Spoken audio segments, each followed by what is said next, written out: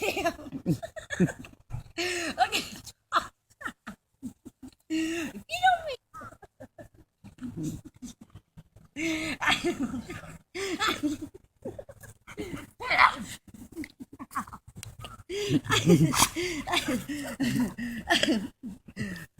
were the one. You were the one. Hey guys, welcome to my channel. I am, as you see, sitting outside for this video, so I can't guarantee there won't be like weird noises going on or that I won't be interrupted by my husband, my children, somebody. So I'm doing this video because a lot of people, I posted a Mother's Day vlog. I kind of mentioned some stuff in there about my mom or whatever, but I didn't really go into much detail. So I did want to kind of share the situation with my biological mom, which I'm not going to refer to her as that. I'm just going to call her my mom because that's what she is. I've never had another mom. I mean, my grandmother has basically filled in that mother role my entire life, but my mom is my mom. So, as you've seen from the title of this video, my mom did commit suicide on Mother's Day, and I found out while I was at work actually. So, to kind of give you guys a little bit of a backstory on that, my mom was married to my dad. They were together before, you know, I was born, obviously, and then my mom got pregnant. And fast forward a little bit, once I turned 2 years old, if I'm correct, my mom and dad kind of split, and I ended up being with my dad. My dad got full custody of me. My mom was a drug user at the time, and she remained a drug user for many, many years. Within this time of me, you know, growing up, I lived with my dad and my grandmother, and I had no communication with my mom whatsoever. She, I think, randomly showed up at my home that I can remember like 2 or 3 times, and they weren't like the best of visits because it was like a random pop-up, and I didn't really know her that well. I only knew what my parents told me, or what my dad and my grandma told me, and they never ever like spoke badly about my mom, but they never lied as far as I know about her either. Like, they always told me, anytime I asked a question, they told me the truth. So as I'm growing up, you know, I'm living with my grandma and my dad, only child. I was spoiled rotten to my dad. My mom did end up having 4 other children, all girls. So I do have 4 sisters, half sisters, and 3 of them that were born after me were all adopted immediately after being born. They were adopted into the same family, so they got to grow up together. And then the youngest one, my youngest sister, stayed with my mom. My mom had went to prison, and she got clean and sober for a few years and had my youngest sister. And she got to live with my mom for about, I think, 4 years, until my mom relapsed, and she relapsed on alcohol at the time because she was an alcoholic and a drug addict. So she relapsed, and then she lost custody of my sister because she violated her parole and got sent back to prison. So my mom, I think she did like 4 years at the time. So when my mom was released from prison, I had just had my daughter. She was a newborn, like literally only a few weeks old. Coincidentally, like, it sucks to say this, but my cousin, who is my mom's niece, got in a car accident and passed away. So because my mom was in Pennsylvania this entire time, my mom ended up coming down to Florida and for the funeral. And at that time, because she was there and I just had a baby, she kind of came over, stopped by to see me, and I mean, you can imagine how I felt because I didn't really know my mom, and you're kind of just showing up, you know. I knew she was coming because of the funeral. I knew she was going to be there. But I've never been the type to like hold grudges, have hard feelings about it. Like, I never held nothing against my mom. Kind of like, I was never, oh, you didn't want me, I don't want to know you. I was never like that. Anytime my mom wanted to be around me and be in my life, I welcomed it. I just didn't carry a grudge. I think it's because my childhood was so good. I was raised by my dad and my grandma, and I was very well loved. So I didn't really have any resentment for her not raising me, because my childhood, I think maybe if I would have ended up, you know, having a really bad childhood, I might have held resentment, but I didn't. I had a great childhood, so there was no resentment there at all. That's the only thing I could think of why I felt no resentment. I don't know. But anyway, so I knew she was coming, and actually I seen her at the funeral before she came to my house. I seen her there, and it's so weird because anytime I came in contact with my mom, it was kind of like like we had never been separated. Like it was kind of like natural, like, hey, how are you? Like it was so, like, I don't know, it's so weird now that I think back on it. Maybe because I don't like being in awkward situations, so I try not to make it awkward. But anyway, so she did come up to me after the funeral and ask me if she, instead of staying at my aunt's house, which was in the same town as me, she wanted to know if she could stay at my house. And I lived with my grandma and my dad at the time. So I asked my grandma if she was okay with it. She was, of course. My grandma was a loving woman. She wasn't ever, I know she wouldn't have said no. But anyway, so yeah, my mom came and stayed with me for a few days and got to know my daughter a little bit. She was a newborn. And, you know, after being there for a few days, she went back to Pennsylvania, and I didn't hear from her again for years. And what I had found out is that, you know, she kind of fell off the ringer again. She relapsed again, got really heavy on drugs, and she never called, nothing, no letters. I just went on living my life like I normally did, you know, without her. And I did find out she ended up going back to prison again for another violation. So I know this might sound all over the place. I just want to jump to the, you know, the moral of the story here. So I'm just trying to give you guys like a little backstory.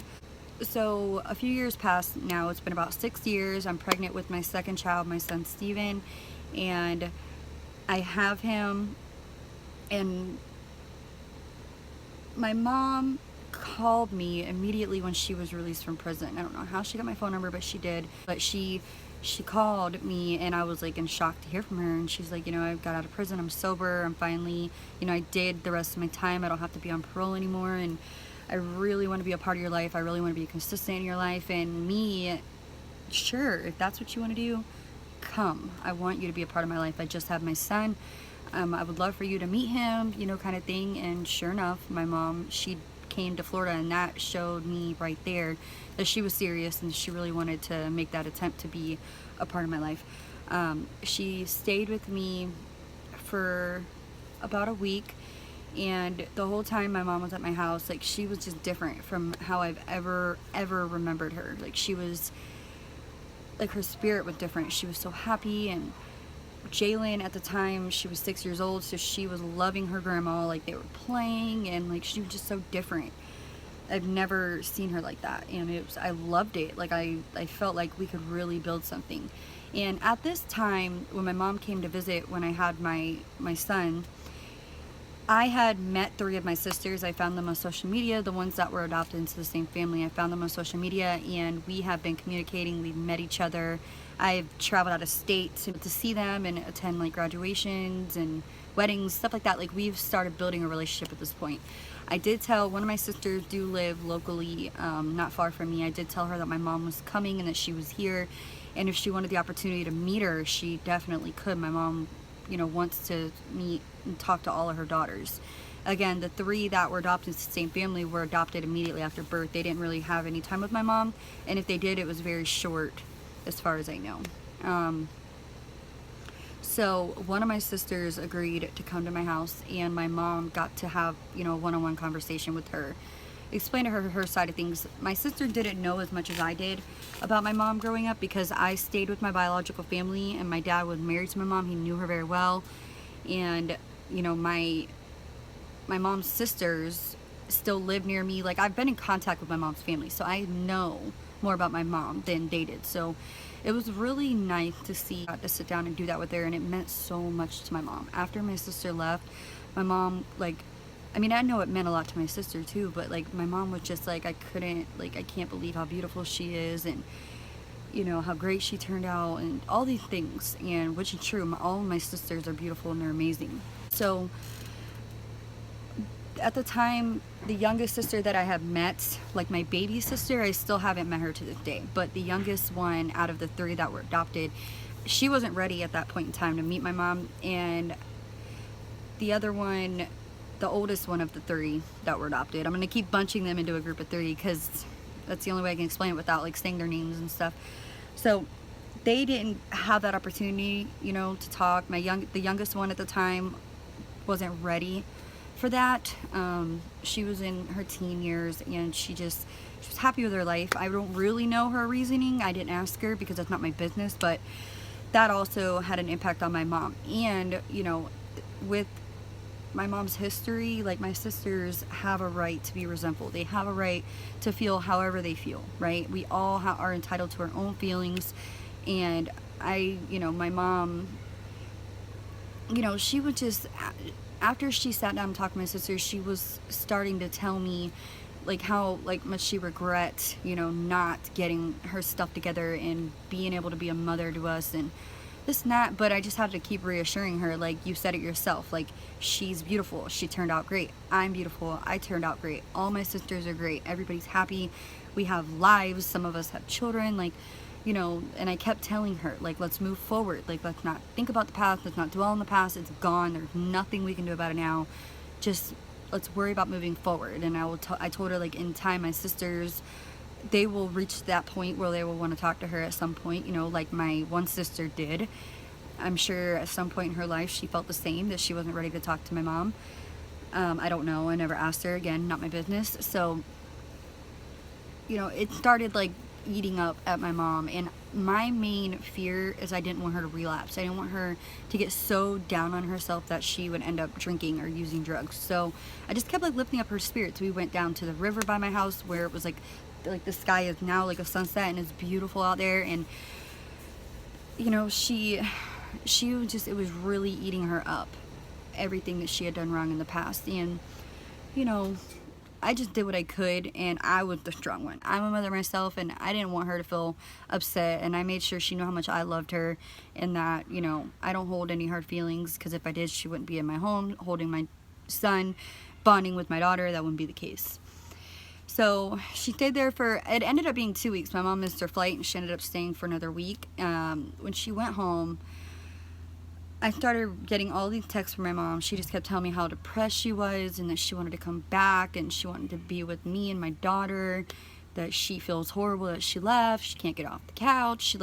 Her whole attitude changed, and it was crazy. And she just started telling me all these songs that she was listening to, that they were reminding her of me and my sisters, and she just felt like scum, because here we are 20 to 25 years later, and my mom is now just entering in our lives, and it really, really, really, really ate her up. Some people can go on living without their kids, and it's like they brushed it off, it's not a big deal.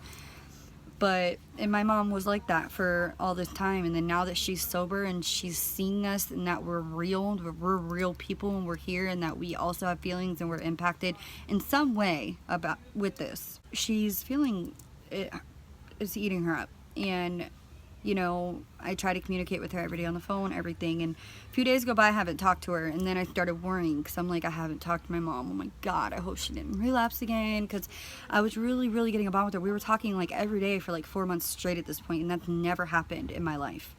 She was talking to my daughter on the phone, like we were doing like video chatting, and it was nice. Like I really liked it, I enjoyed it. And plus my dad has passed away, so I don't have my dad anymore, and to be able to build that relationship with my mom, it meant the world to me. So I tried to call her one night to help get recipe for this dinner she made at my house, because it was so good and I wanted it. She didn't answer, and I was like, okay. I left her a voicemail. Then the next day was Mother's Day, and she didn't call me all day. I was like, there's no way. I was like, something has to be wrong. I was like, we've been talking every single day for this amount of time, and there's no way she would not call me on Mother's Day. I was like, no way. No. So I called her, and I left a voicemail on her answer machine, because she only had a house phone at the time. And I told her, I'm like, hey, I'm just trying to call you, wish you happy Mother's Day. I love you. Please call me back. I'm worried about you. I haven't talked to you in a few days. I go to work the next day, and I work at a hotel. At this time, I was working at the front desk as the assistant manager of the hotel.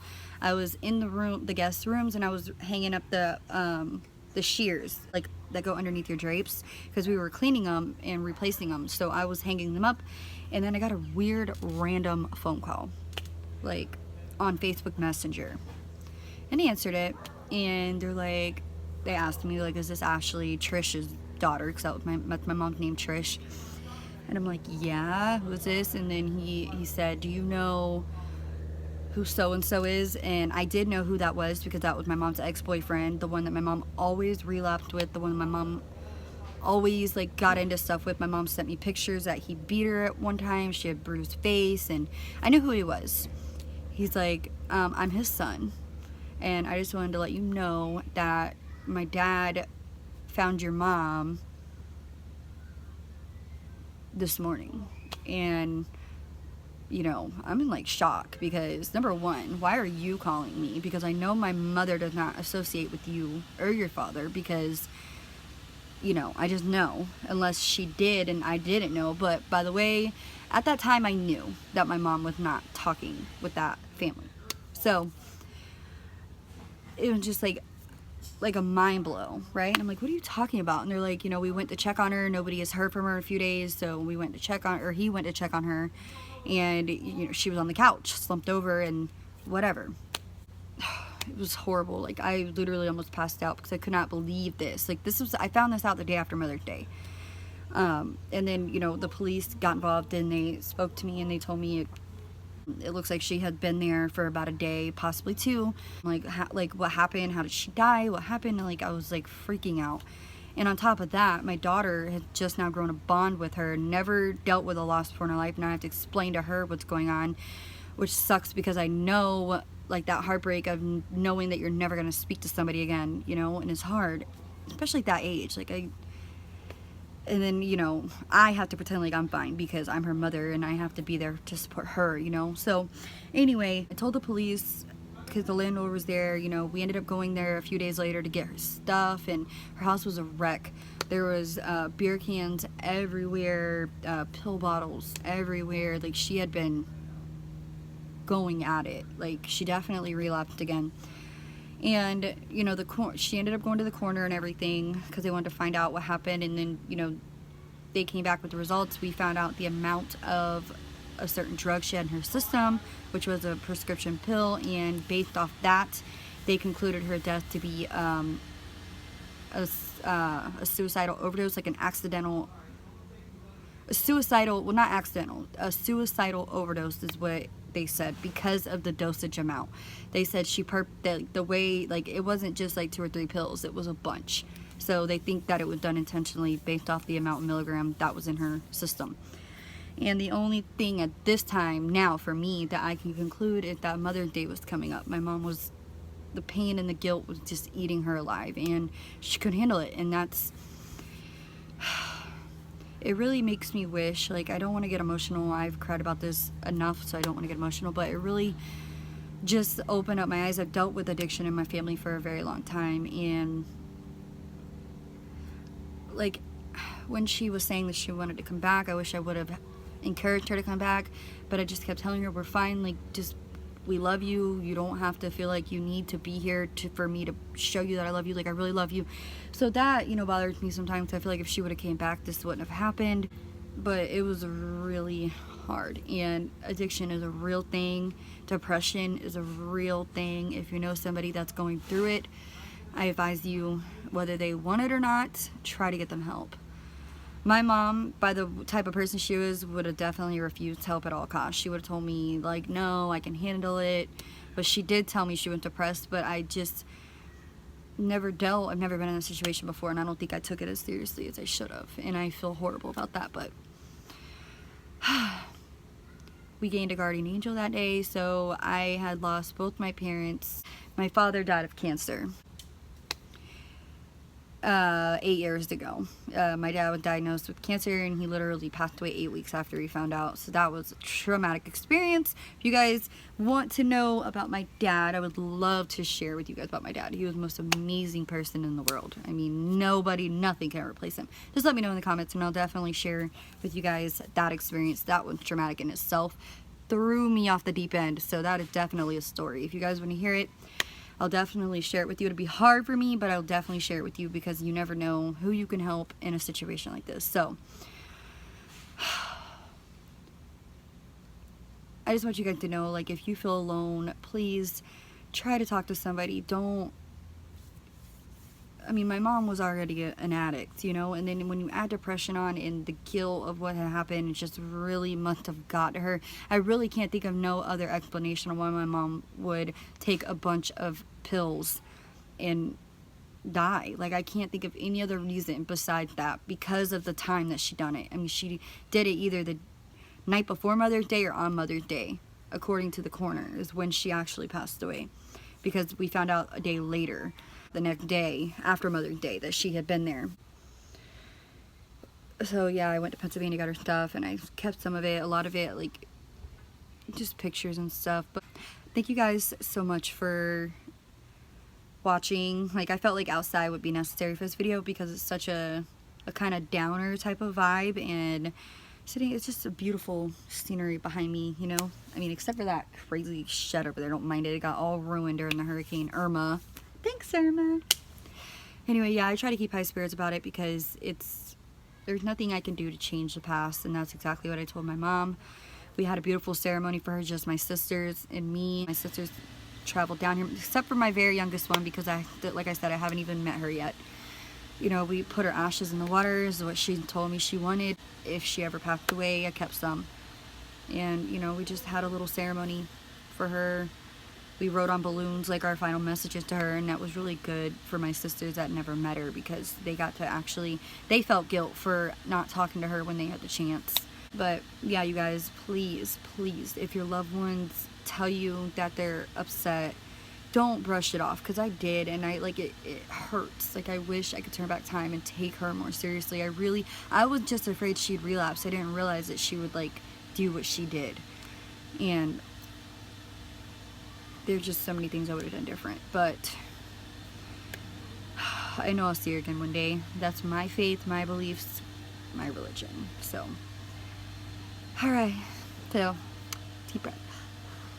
Thank you guys so much for watching. I appreciate the love and support. Make sure you subscribe to my channel, comment anything you guys want to know about me. If you guys want another story time like this about anything, just let me know, and I'll be happy to do it. Bye, guys.